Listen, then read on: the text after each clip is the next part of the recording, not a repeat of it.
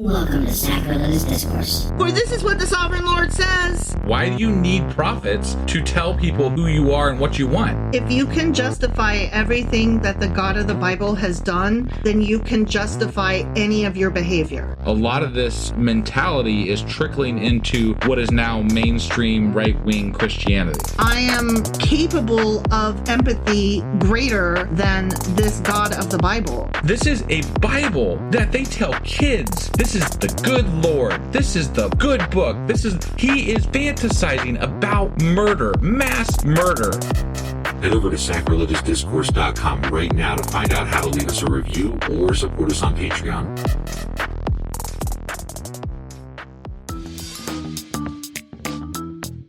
Hey there, sinners and saints. It's your favorite Bible-bashing duo from Sacrilegious Discourse, and we need your help. That's right, folks. We're raising funds for some heavenly equipment and a studio that doesn't sound like it's in the depths of hell. Our current setup, let's just say it's more apocalypse than audiophile. So if you want to hear us dissect the Bible without the background noise of demonic squirrels, chip in a few bucks. We're aiming for $5,000 to upgrade our audio and build a studio worthy of blasphemous banter. Donate today and help us spread the good word of atheism. You can find a link right on our homepage, sacrilegiousdiscourse.com. Every dollar counts. Even if it's from your collection plate.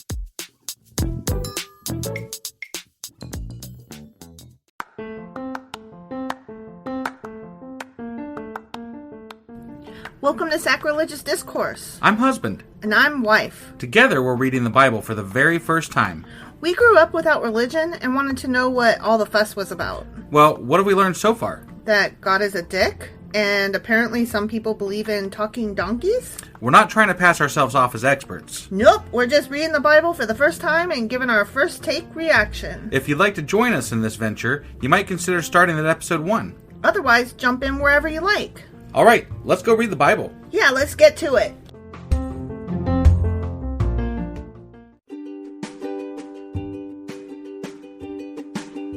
Hey wife, did you know that Anchor is sponsoring our show? Really? Don't we use Anchor to distribute our podcast on Spotify and Apple Podcasts? Yeah, and we are on just about every other platform available as well, thanks to them. Why do we use Anchor as our podcasting service? Well, they make editing and distributing our show a breeze. What if one of our listeners wants to start their own podcast? Then they should head over to anchor.fm or download the app to get started. Awesome! You guys should go do that right now! Husband! Wife! Do you remember what happened yesterday? Shit. No, I don't. Are you serious? I don't. Solomon built the house of the Lord. Oh, that's right. He built the house of the... Yeah, that fucker. He... Wow, that was harsh. Oh, sorry. He took like 7 years to get all that wood from the Sidonians. Oh, yeah, they're good choppers. And he made it out of solid gold. Yeah. And that's right. They built it. They built that house of the Lord. They built that temple right good. Yeah.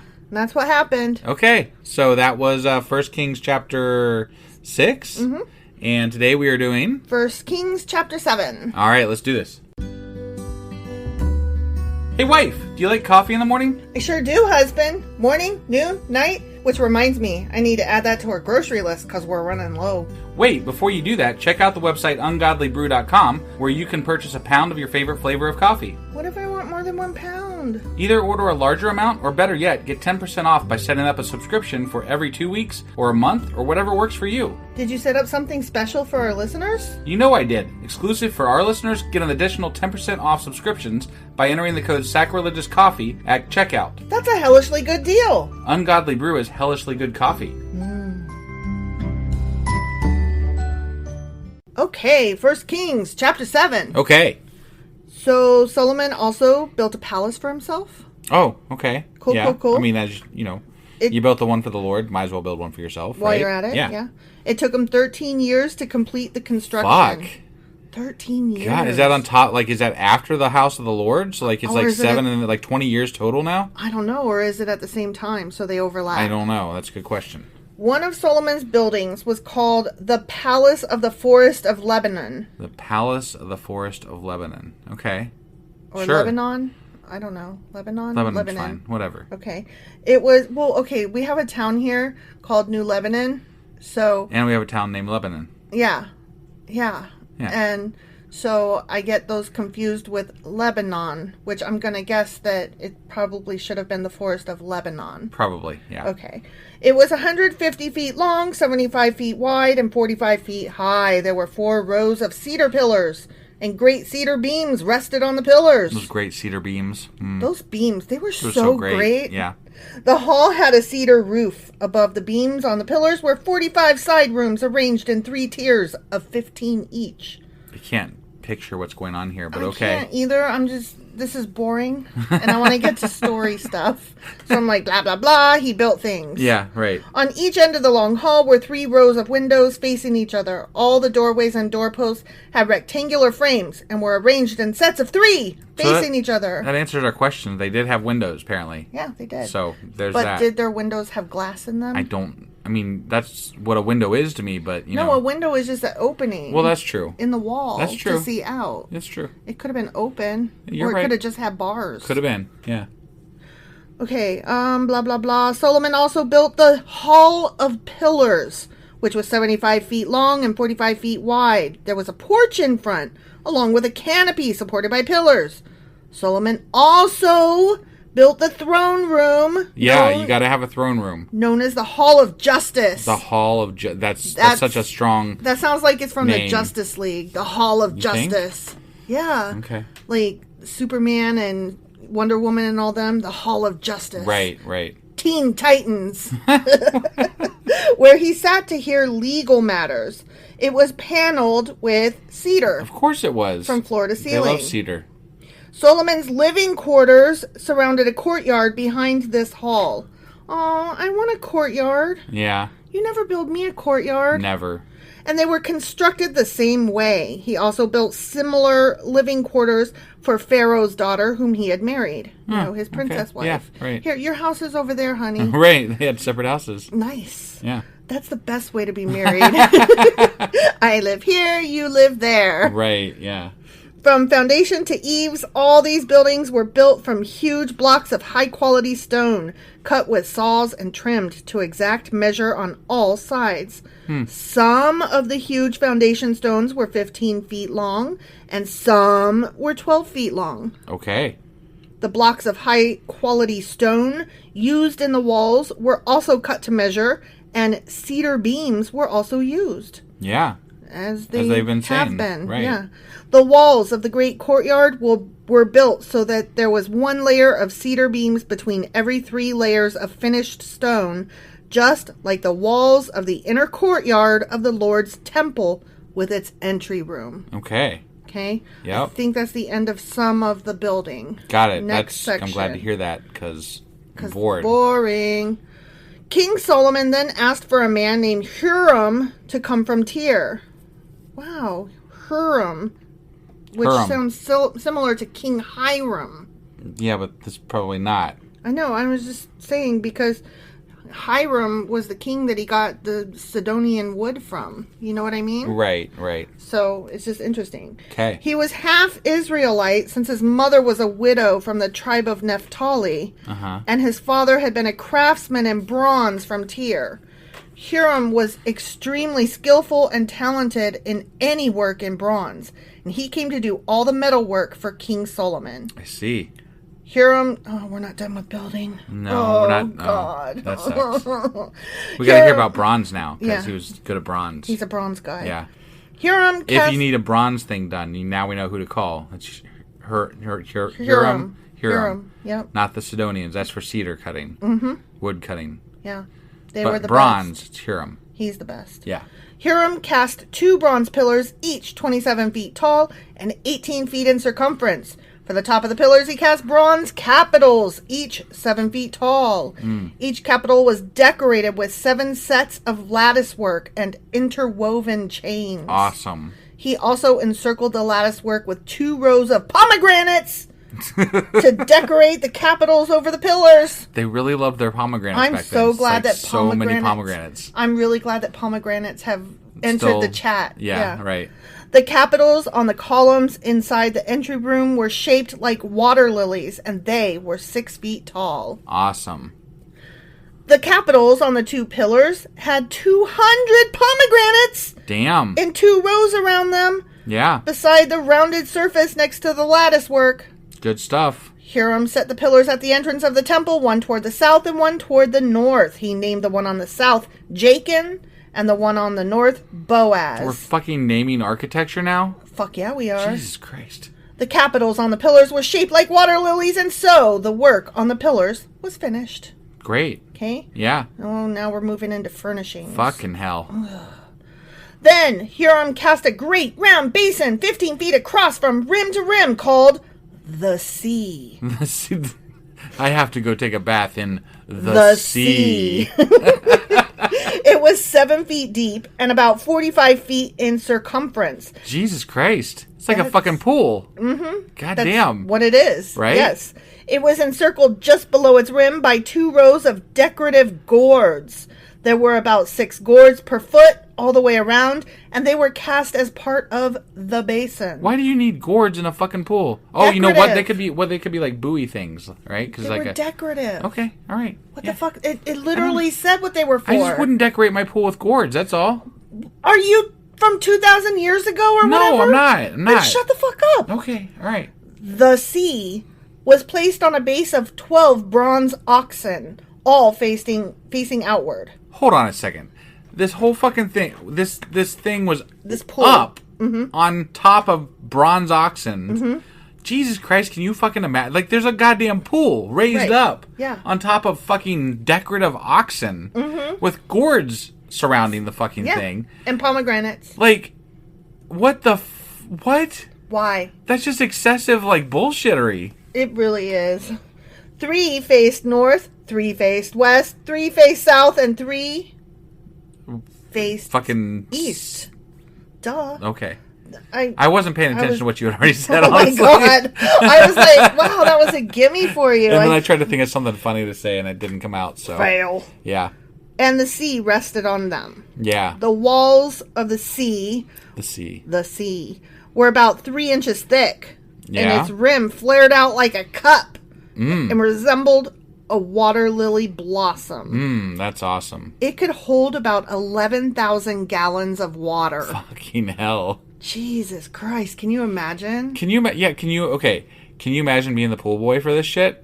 Like, because they don't have running water back then, so Right. like you're constantly Having changing somebody, out stagnant water. Right. That's insane. Somebody is constantly coming in with a new pail. Right. Of yeah, water. like always. Yeah. Huram also made 10 bronze water carts. Yeah, he did. Each 6 feet long, 6 feet wide, and 4 feet tall. They were constructed with side panels braced with crossbars. It's important knowledge. Yes, very. Both the panels and the crossbars were decorated with carved lions, oxen, and cherubim. For fuck's sake, do you know what this sounds like to me? Sounds like the dude has way too much money and he's just like fucking frivolously spending it on goddamn pools and buildings. And that's what it sounds like to me. And pomegranates, yeah. And gourds. Like just because he can. He's like, I got money. Yep. Here, we're just gonna just blow it on shit. Yep. No one's fighting us, so Just whatever. spend, dollar, Yeah, dollar. right? Above and below the lions and oxen were wreath decorations. Each of these carts had 4 bronze wheels and bronze axles. Who the fuck needs a bronze wheel? Why do you need a bronze wheel? I don't know, but when I hear the word axle, I can't help but think of Beverly Hills Cop 2 when the guy is trying to say axle and he's like, Achel Foley. Got it. Axel. Yeah. Achel. Yeah. So I was thinking, when you said Axl and you were saying I was thinking of Axl Rose, but that's the first Axl that comes to my head.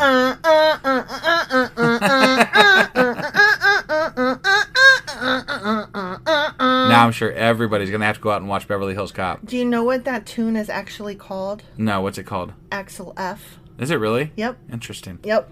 I think that is brilliant. There's a little bit of 80s trivia for you. Yeah, 80s trivia for you.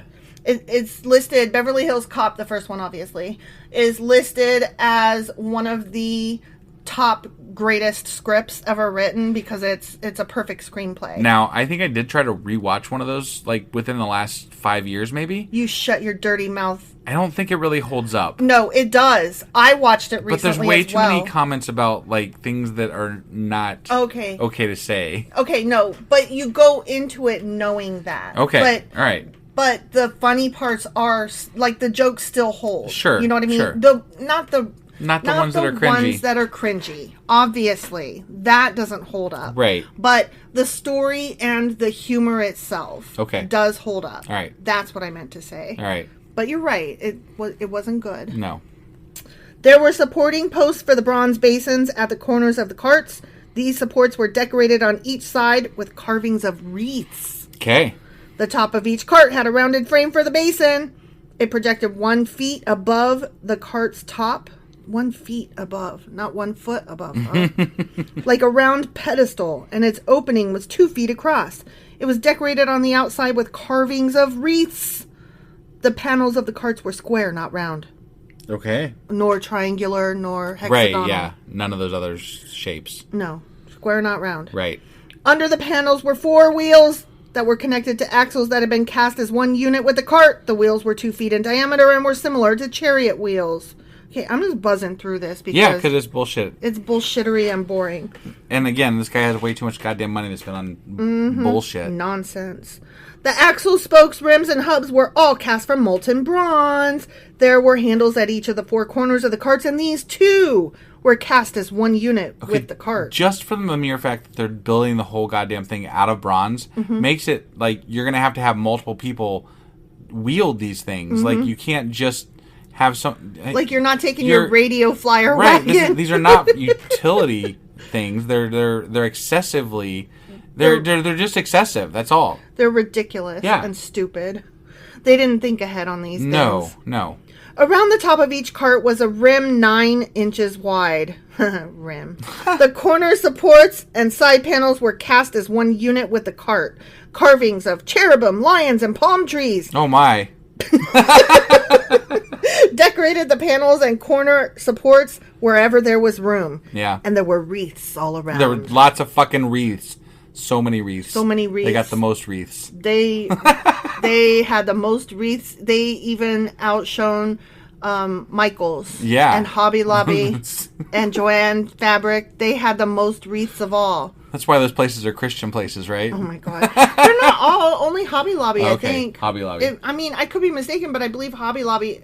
I know Hobby Lobby is the only one of those 3 that's closed on Sundays, and they are the ones that are Christian-y. Hobby Lobby definitely is like Christian. Yeah. So. I don't think the other 2 are. I think the other 2 are just like, we're just here for business. Got it. Okay. We just want your fucking money. We don't Christian pretend or otherwise. Not, whatever. Yeah. Here's your fucking beads. Get your fucking happy planner here. All 10 water carts were the same size and were made alike, for each was cast from the same mold. Huram also made 10 smaller bronze basins, 1 for each cart. Each basin was 6 feet across and could hold 220 gallons of water. Fuck. Nobody could pull it, but who gives a fuck? Right. He set 5 water carts on the south side of the temple and 5 on the north side. Right. The great bronze basin called the Sea was placed near the southeast corner of the temple. He also made the necessary wash basins, shovels, and bowls. So at last, Huram completed everything King Solomon had assigned him to make for the temple of the Lord. The 2 pillars, the 2 bowl-shaped capitals on top of the pillars, the 2 networks of interwoven chains that decorated the capitals, the 400 pomegranates that hung from the chains on the capitals, 2 rows of pomegranates for each of the chain networks that decorated the capitals on the top of the pillars. Mm-hmm. That was in parentheses, so I had to use parentheses voice. Got it. The 10 water carts holding the 10 basins, the sea, and the 12 oxen under it, the ash buckets, the shovels, and the bowls. Huram made all these things of burnished bronze for the temple of the Lord. Wait, ash buckets? Do you think they could... Oh, you know what? I wonder if they could, like, heat the pool, because they just, like, light fires underneath it and shit. Yeah. Interesting. Mm-hmm. Anyway, he made that for the temple of the Lord, just as King Solomon had directed. The king had them cast in clay molds in the Jordan Valley between Succoth and Zarethan. Okay.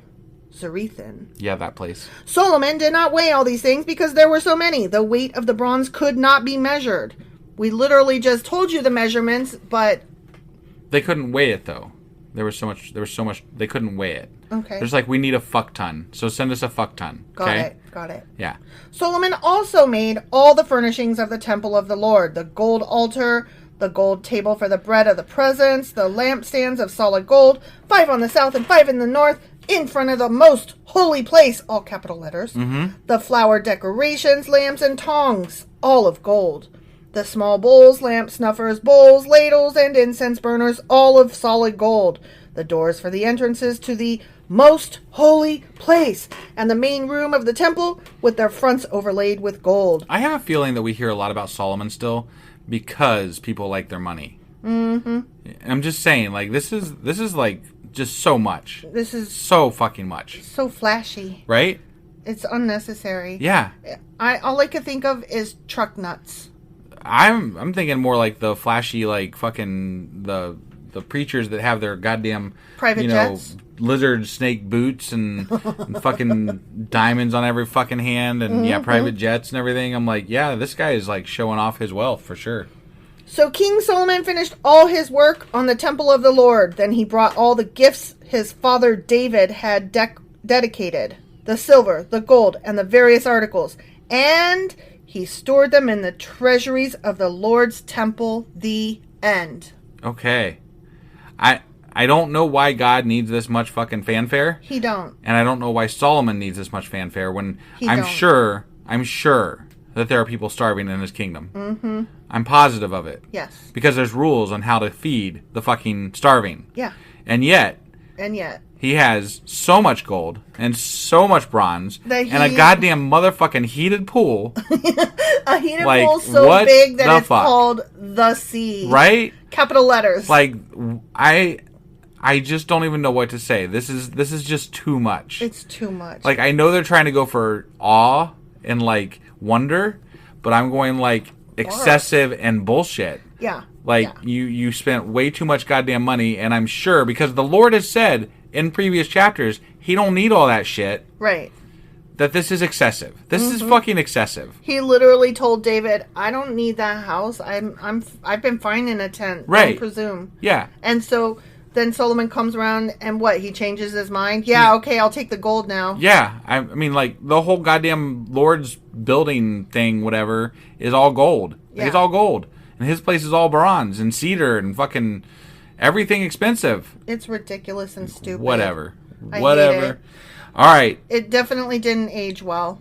I agree. I don't like that. I would say that this chapter aged worse than Beverly Hills Cop. Let's take a vote. Yeah, probably right. I would definitely rather endure Beverly Hills Cop than this. Oh, yeah. hands down. All right. I think that's all we got to say, right? That's all we got to say. All right, that was 1 Kings chapter 7, and tomorrow we will be back with 1 Kings chapter 8. All right, we'll see you guys then. Boy.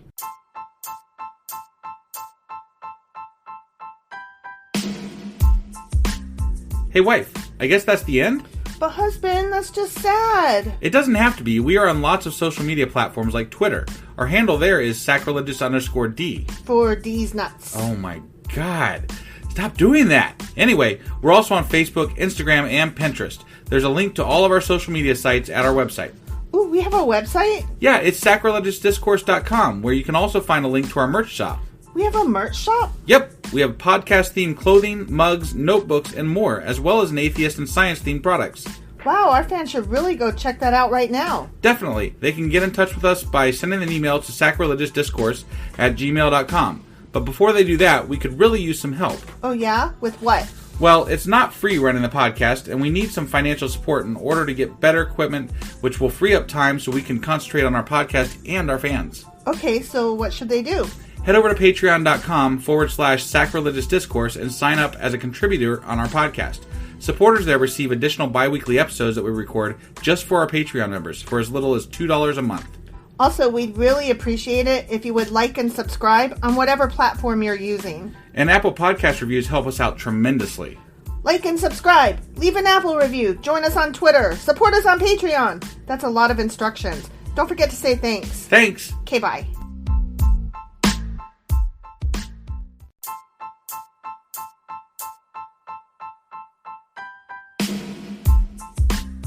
Hey, wife, I guess that's the end? But husband, that's just sad. It doesn't have to be. We are on lots of social media platforms like Twitter. Our handle there is sacrilegious_D. For D's nuts. Oh my God. Stop doing that. Anyway, we're also on Facebook, Instagram, and Pinterest. There's a link to all of our social media sites at our website. Ooh, we have a website? Yeah, it's sacrilegiousdiscourse.com, where you can also find a link to our merch shop. We have a merch shop? Yep, we have podcast-themed clothing, mugs, notebooks, and more, as well as an atheist and science-themed products. Wow, our fans should really go check that out right now. Definitely. They can get in touch with us by sending an email to sacrilegiousdiscourse@gmail.com. But before they do that, we could really use some help. Oh yeah? With what? Well, it's not free running the podcast, and we need some financial support in order to get better equipment, which will free up time so we can concentrate on our podcast and our fans. Okay, so what should they do? Head over to patreon.com/sacrilegiousdiscourse and sign up as a contributor on our podcast. Supporters there receive additional bi-weekly episodes that we record just for our Patreon members for as little as $2 a month. Also, we'd really appreciate it if you would like and subscribe on whatever platform you're using. And Apple Podcast reviews help us out tremendously. Like and subscribe. Leave an Apple review. Join us on Twitter. Support us on Patreon. That's a lot of instructions. Don't forget to say thanks. Thanks. Okay, bye.